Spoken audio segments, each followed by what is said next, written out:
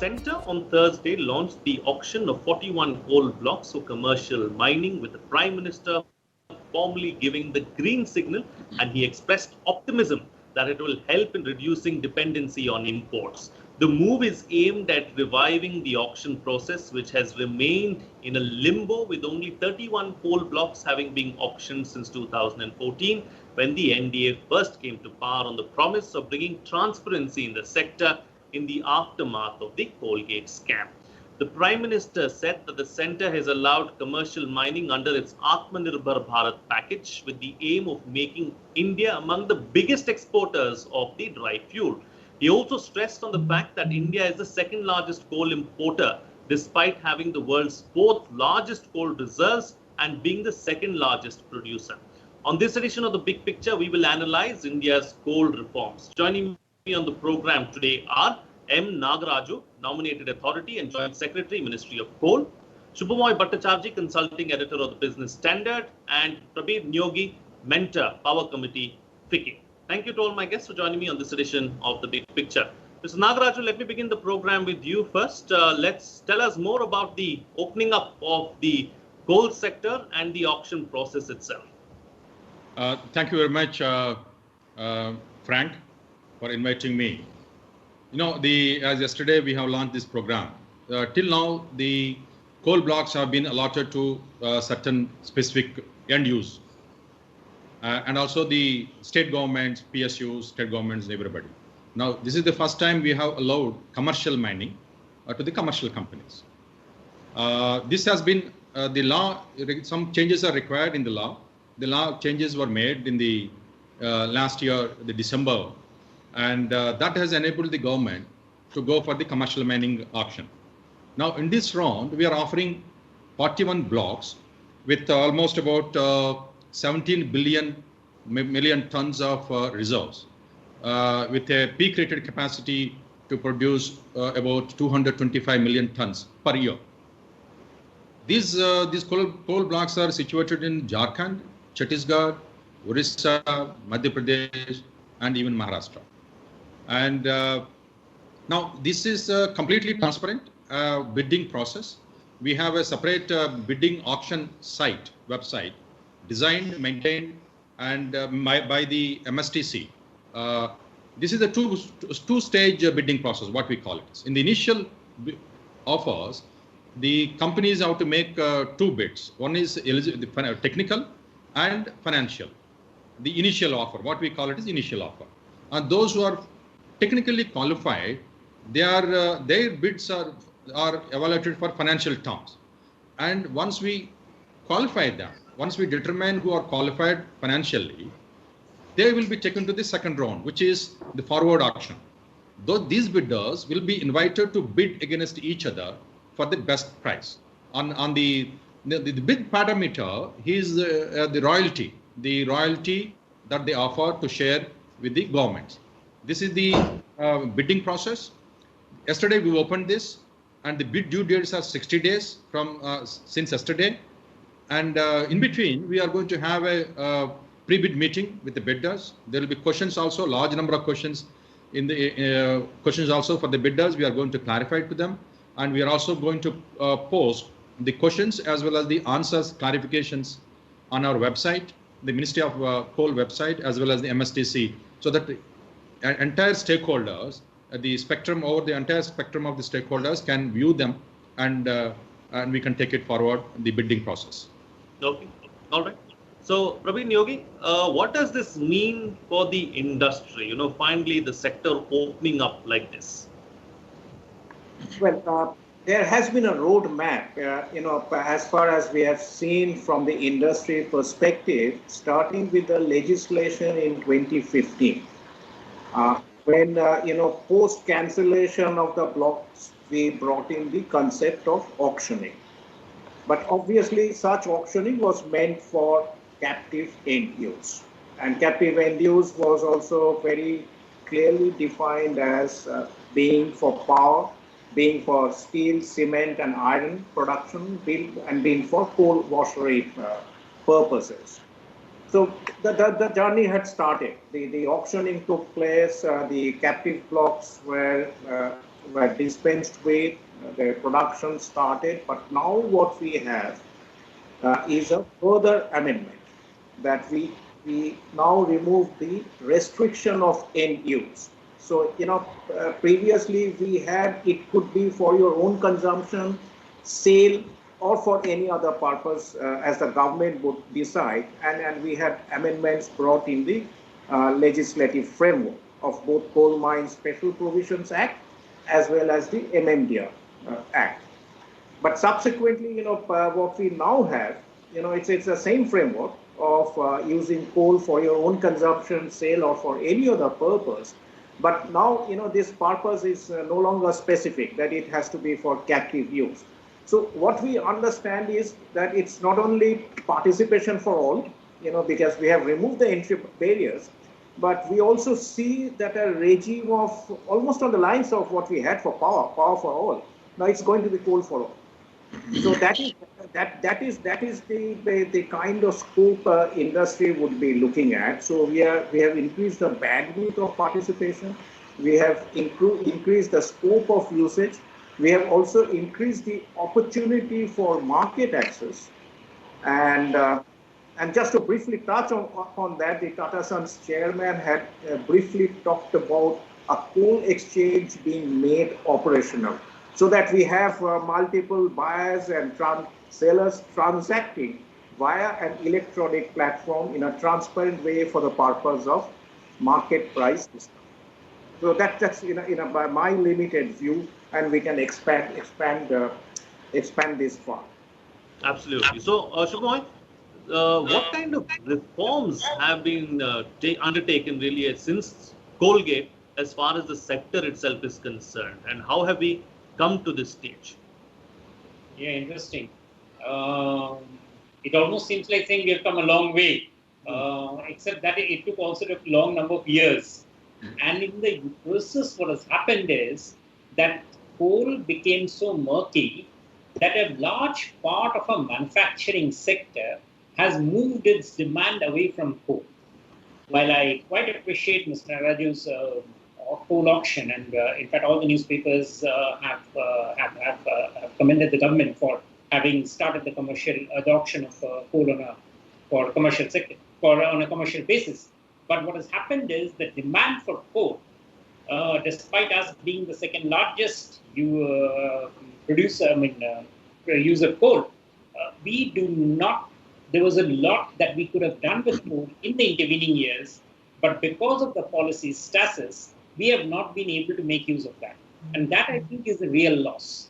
Because what has happened is that has pushed those manufacturing industries which need fuel to alternative fuel. An alternative fuel in India, given the fact that we are the least cost producer of coal in the world, would obviously mean that the alternative fuel has to be costlier. So we have basically pushed manufacturing industry to a costlier alternative, whether it's gas or whether it's imported coal or anything else. So essentially that, I think, is our biggest sort of what we should say point of concern, that it's come possibly at a bit too late. Obviously there would be lots of good things that would be coming forward, but this is a big gap which in our policy process, time lag, which we could have sadly hastened. Okay, all right. So taking the discussion forward now, all right, it's welcome, but it should have been done earlier, is what Shubhamoy is suggesting. Your reaction to that, M. Nagaraju, and also let's talk about the economic aspect to all of this now. How much of money is the government expecting to raise from this auction, and what kind of an impact is it going to have on the economy as a whole? Yeah, thank you. See, the one point I think Mr. Shubhamoy has mentioned, because of the restrictive practices, the restrictive public policies we followed in the past, I think we have created artificial shortages in the country, which has led to the manufacturing industry choosing to either shift the input or to import. Now, basically the imports have been surging in the last 6-7 years tremendously. Last year, we have imported about 247 million tons of coal and spent about 1.57 lakh crore as foreign exchange. Now, because within the country, we are unable to meet the demand of the industry. Now, had there been no restrictive public policies in the coal sector, it has been opened up, then perhaps country would have not resorted to import, and our manufacturing would have been much more competitive. Now, coming to the revenues and then investment required. Now, as per our calculations, it's about anywhere between 33 to 35,000 crores will be required as investment to develop and operationalize these 41 coal mines by the prospective bidders over a period of 5 to 7 years. Because the timeline we are going to give is about 51 weeks to operationalize a fully explored coal mine. And then out of these, we have about 6 coal mines which are operational prior to cancellation, which could be immediately operationalized anywhere between 6 to 9 months. They don't require any, they all have clearances, all permissions. They can straight away operationalize. So it's very easy to operate a large number of mines in this auction. And 29 mines out of 41 have GRs, completely geological reports available with us. So there is no need to explore again. Now, coming to the revenue, as per our calculations, almost about 20,000 crores per annum will accrue to the states in terms of the royalty, taxation, district mineral fund, SAS, and everything. This is apart from direct taxation and the dividends and dividend distribution tax and all those things. It's a huge advantage for the states like Jharkhand, Chhattisgarh, Odisha, and Madhya Pradesh, which require badly at least some additional revenue to their the coffers, because everybody is suffering because of the COVID. When the mines are operationalized, this is all additional money they are going to get it. Okay, all right. So, Praveen Yogi, from an importer, can we now turn to be an exporter? It is a function of ground realities emerging. The good aspects are the mines are ready for operationalization. As Dr. Nagaraju has said, that some of the mines are already operational, 6 of them. Some of the mines, 7 of them have already the environmental clearance in place. 6 of them have the forest clearance in place. 12 of them have got the land rights in place. Now, it all depends how quickly we are able to operationalize. Obviously, there is an import gap. The import gap, as Dr. Nagaraju has clearly said, it to be 247 million tons, which we procured as at 31st March 2020. But we are also targeting an annual production of 225 million tons out of the 17 billion tons of reserve that are being auctioned. So, it's at par. So once we are at par, then obviously, it's on the time scale, how the efficiency parameters are being achieved. As it is, they have been relaxed, to provide investor comfort. But it is a question of time, which is at this juncture would be not so defined. But yes, to be more important for us as a national economy is to be self-sufficient, have the self-reliance built in, restrict imports, if not totally eliminate, have our current account deficit adequately addressed. So, we boost the macroeconomic framework as well. And then there is a growth agenda as well. I mean, but what is expressly stated yesterday was that, there has to be now matching investments in evacuation infrastructure, including railway network.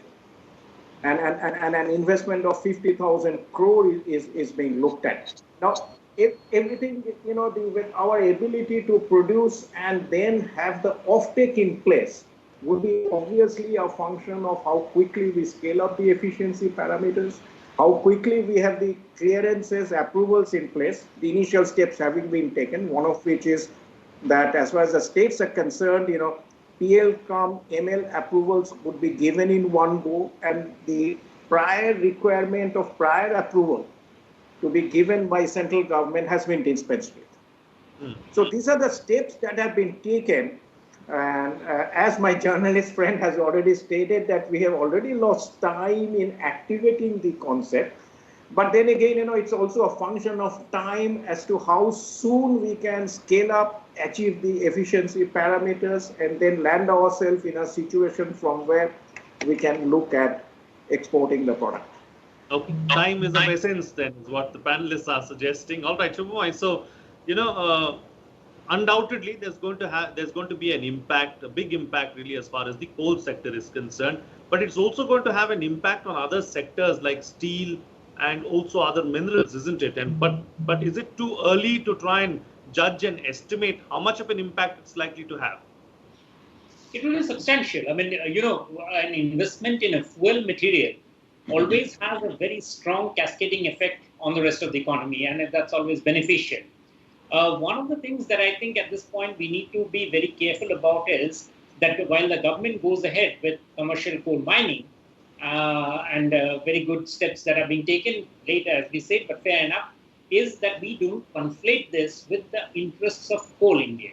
That is a big elephant in the room. Coal India per se, it has lots of votaries and everything, and I'm not on a sort of a mission to say that it needs to be abandoned or anything. But the point is, Coal India's interest is not the same as Coal Ministry or the coal sector's interests. Coal India has lots of weaknesses. This is the time when the competition will do it a hell of a lot of good.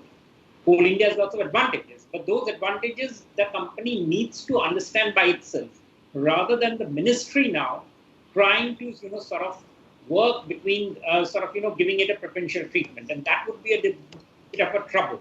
It's not that the Coal India's needs, as I say, its needs now should be sequestered from what is happening to the rest of the coal sector. That would be very important. For instance, Coal India, obviously because of its relationships with the railways, already occupies a substantial part of the railways evacuation capacity. Now, the railways would be developing extra additional capacity. But how it is done, and many of those issues will be coming to the ministries, now needs to be understood clearly as a commercial issue between two companies. And to be able to do that, the government, I think, would be good to set up, for instance, I would suggest that the Coal Notified Authority becomes something like a regulator for the sector. And I think that's very necessary to ensure that many of the hiccups don't come. Investments work in, investors also need a long-term plan. And investors, if they are forced to think that it's basically their proximity to the government, which will help them to negotiate through the pitfalls, is not the best of ways. And coal sector, because of, as you know very well, Frank, has been through more than its fair share of problems in this regard. So I think laying out a transparent rule sector, for instance, coal pricing, we have last year, we have moved, 2017 rather, we have moved to a pricing on coal, which is actually linear, and that on the basis of the gross calorific value, and which actually is not a good pricing formula. Now, would that pricing be something, but that's Coal India's pricing, would that be a pricing that would be sort of hanging heavy on other investors? These are the issues that needs to be sorted out, and I don't think it is the ministry of the owner of the largest company, which supplies 80% of India's coal, should therefore be pushing itself into that sort of a situation. So I think along with commercial coal mining, the next thing immediately to be done is to set up a regulatory authority to decide on how the relationships with Coal India, with Singareni Collieries, and with the other companies are handled from now for the economy to really harness the advantage of what we are doing. Absolutely. I think that's a very valid point that is being raised by Shubhamoy. Mr. Nagaraju, how do you deal with this kind of a situation going forward? Because clearly Coal India is a monopoly. So what is the best way out? Let me respond to 4 issues. I think 2 of them have raised. One is quickly about the coal exchange. The ministry has been working past a couple of months on the design and the concept of coal exchange. We have already taken the first steps. We are discussing it. I think we are going to move forward to that. Okay, that's for the coal exchange, so that both buyers and sellers come to the exchange and then trade, which is good for the country for the moving forward. The second thing, which is the conflict of interest issue. Now we have already entrusted the coal controller that is situated in Calcutta with some additional responsibilities and powers on coal matters in the last month. So I think we now in future we would like to have some kind of semi regulatory kind of a functions entrusted with the coal controller, which can act as a neutral organ to advise both the government, industry, and also advise the industry to move forward. Third one is, I think, what Mr. Prabir Niyogi Sahab has mentioned about coal evacuation. This is also a very important issue connected to the coal mining. Last 2-3 months, the ministry has been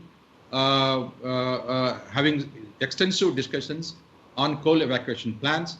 We have developed it now, both to see the present capacity of coal evacuation is completely under stress, huge stress. The pricing is distorted. The railway charges us very high price, raising the level of coal supply to the east, the western states and the central states, very high level, unremunerative. That is one of the reasons why imports are cheaper compared to the coal brought from Jharkhand or Odisha. That also we are talking. We want to create the capacity to transport coal. We are coming with plans. We have formed some JVs in the coal companies. We are discussing with the railways. We want to expand coal evacuation both for the CAL as well as for the private sector to transport. Our minister will come up with the announcement on this shortly. The last point is about the CAL and how we are going to. CAL is a behemoth. Okay, that's the biggest coal miner in the world, and their role, I think, never going to be diluted. Now, what we require is additional coal in the country. That's the fundamental issue. We are unless we produce more, we continue to import more coal, spend more money on foreign exchange reserves.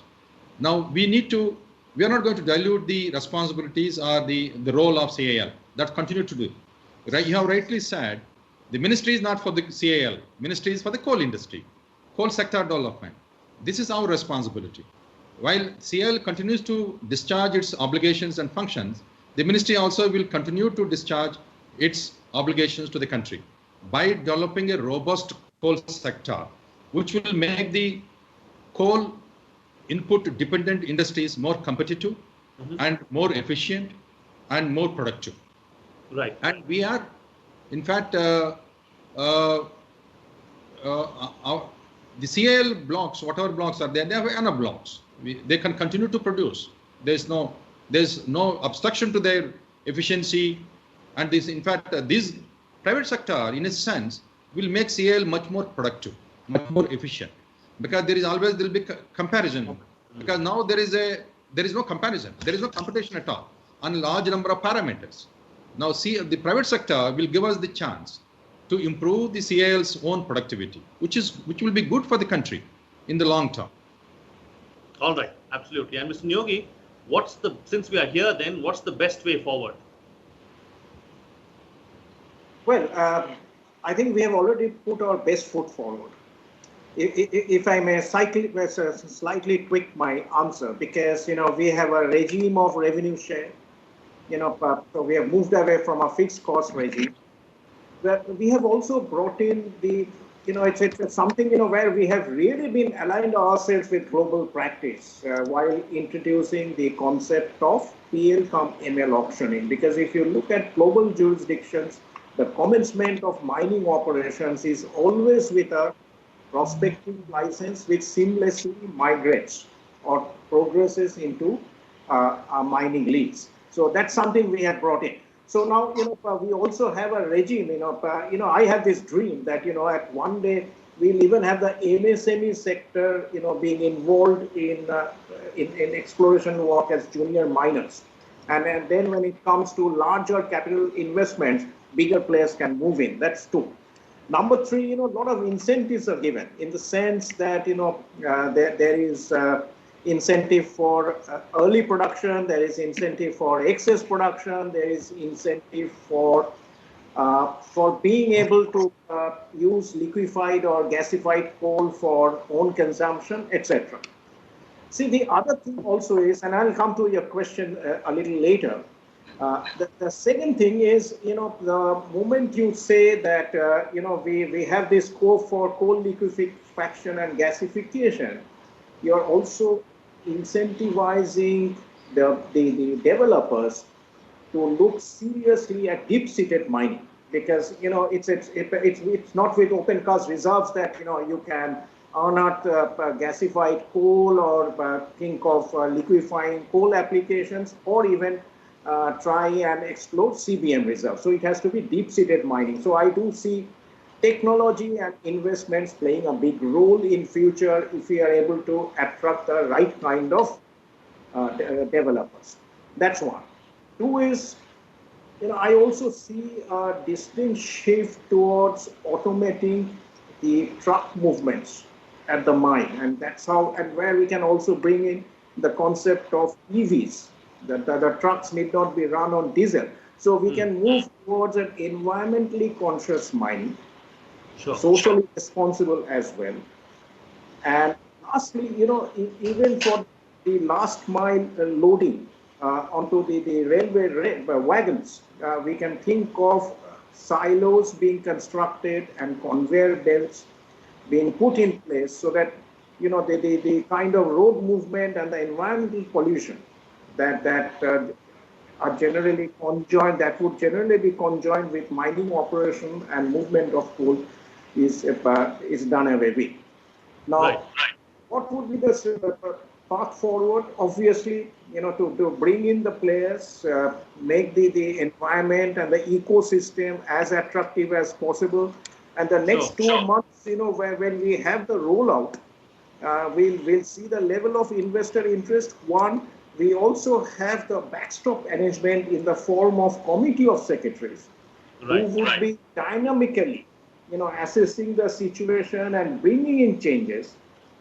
In fact, it does say that they would even be open to examining the two-stage financial bidding at a later point of time. So I would say that with this kind of progresses being made and the advancements we do in the next couple of months, we should be in a better position to say that where we go from here. Okay, all right. And Shubham Bhattacharjee, close the show for us with your concluding remarks. I want to answer one question. I'll come to you. I'll give you the final word, Mr. Nagaraju. Very quickly, Shubham, concluding remarks. I mean, it's a wonderful thing that the government is doing, and I would really think that that's a great idea. My only point is the coal controller does not have the capacity to be the regulator. I have seen the coal controller extensively. It doesn't even have mining engineers. Just 2 of them there. It frankly is not in a position to be the regulator for a fuel for a country of the scope of India. And I would think the government really needs to think about it. Coal gasification we talked about, there will be lots of frontier areas that need to be explored. The companies will not be able to explore it initially unless the regulator creates the bandwidth and the incentive structure for companies to start doing it. And coal controller, frankly, is not the place where we should be looking at for that sort of a incentive structure to come. I'm looking at regulators of the sort that we have, like SEBI, like IRD, like RBI, and CERC. So I would suggest the government to look at it much more carefully. That's all. Absolutely. And Mr. Nagaraju, very quickly. One point I just want to clarify to Mr. Subhama, as mentioned, about the pricing of the coal. I missed that point. Now we have launched what is known as a national coal index. Now we are not going to decide the price of the coal. The price of the coal is decided by the market. How do we do it? We have 3 channels now for the pricing of coal. One is CIL's notified price. The other is CIL's auction price. And the third one is the import price. Now we are taking the relative weights of this in a basket and arrive at a representative price. The National Coal Index pricing, we have come up with a project management unit to facilitate the early operationalization. We are also coming up with a single window clearance system. We have come up with, as Mr. Nyogi has mentioned, incentive structures and also evacuation. The evacuation is we have come up. So this is a comprehensive policy for the development of coal sector to make the coal sector much more competitive, and also not to feel ashamed of using coal for the development of the country. This is the high time that we should develop our country. Coal is going to play very important role in the next, I think, 20 to 30 years. Okay, all right. On that note, then